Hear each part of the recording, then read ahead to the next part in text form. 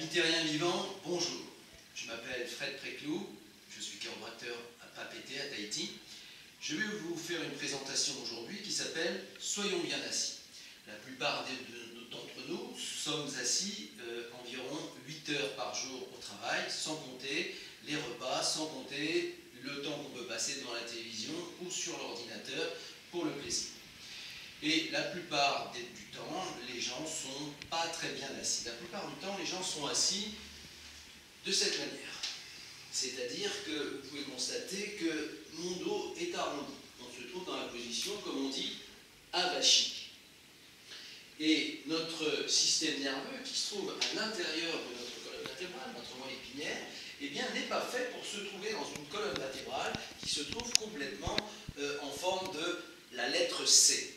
Notre colonne vertébrale doit respecter 4 courbes qu'on appelle les courbes de l'évolution humaine. Nous allons donc voir aujourd'hui comment nous asseoir très simplement de manière à ce que notre colonne vertébrale respecte ces 4 courbes. Alors tout d'abord, il est important de se tenir droit. C'est évident que si je suis tordu au départ, je ne risque pas d'être droit à l'arrivée. Donc on se tient droit, les 2 pieds doivent être parallèles l'un à l'autre et les mollets vont toucher, vont être en contact avec le siège sur lequel je m'apprête à m'asseoir. Donc je suis droit.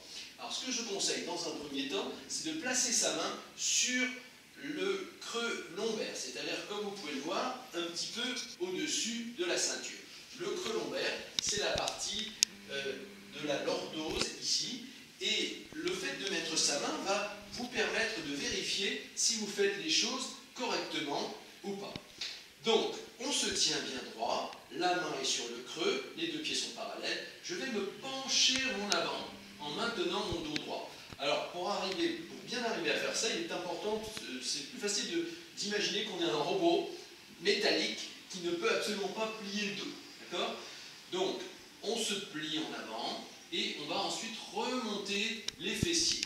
On va donc monter les fesses vers le plafond et ensuite, il suffit de plier ses genoux. Et donc, ensuite, vous voyez que mon bassin se positionne et que ma colonne vertébrale n'a plus du tout la même configuration que tout à l'heure.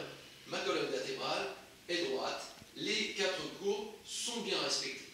Et ça ne me coûte surtout aucun effort. Alors, il y a un petit secret que je vais vous livrer, que je n'ai pas encore donné, mais qui est essentiel. Car si je vous dis juste ça, au bout d'un moment, vous allez me dire « oui, mais j'arrive pas, ça tient pas, je me fatigue, etc. » Et c'est tout à fait normal. Alors, le petit secret, c'est qu'il faut impérativement que le sternum, c'est-à-dire l'os que nous avons ici, soit véritablement en avant par rapport à l'axe de la colonne vertébrale.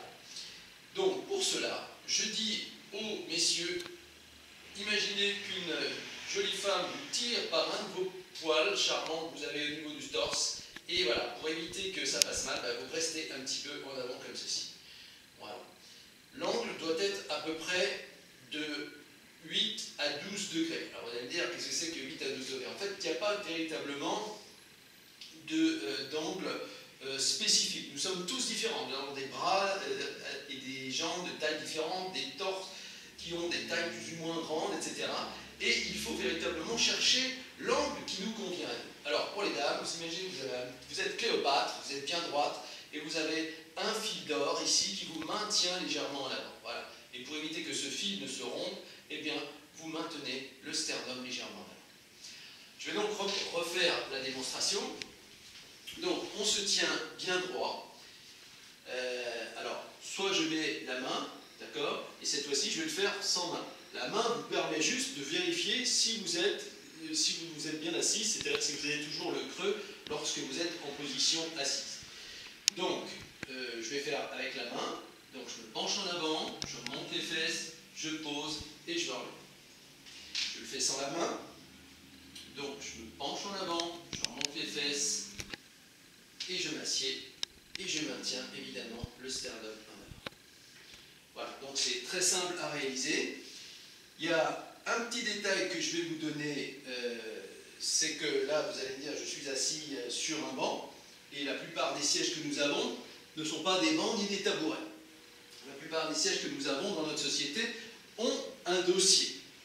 Alors je dois dire quelque chose sur les dossiers, c'est que les dossiers ont été inventés par des gens qui ne savaient pas s'asseoir. À l'époque des rois, le fauteuil Louis XV par exemple est un exemple véritablement classique. Dans les pays du tiers-monde, dans les pays pauvres, les gens n'ont pas de dossier. Lorsqu'ils ont un siège, c'est un tabouret ou un banc. Lorsqu'ils n'ont pas de siège, ils sont assis comme ça. Voilà. Et vous voyez les gens en Asie du Sud-Est, dans la rue, en train de jouer aux cartes, dans cette position. Ils sont tous le dos parfaitement droit. Et vous direz, ils ont moins de problèmes de dos. Ils ont des problèmes d'alimentation, mais pas de problèmes de dos, en tout cas moins que dans notre société. Pour notre part, nous ne nous asseyons pas comme ça. Et je vais montrer quel est le souci donc, avec les dossiers. Donc, lorsque je vais m'asseoir, j'utilise le principe que j'ai donné précédemment. Je le fais au ralenti pour que vous voyez bien. Et il est évident que si je m'assieds comme je l'ai conseillé, je ne vais pas utiliser le dossier. Sauf qu'au bureau, au repas, etc., je suis habitué à mon dossier.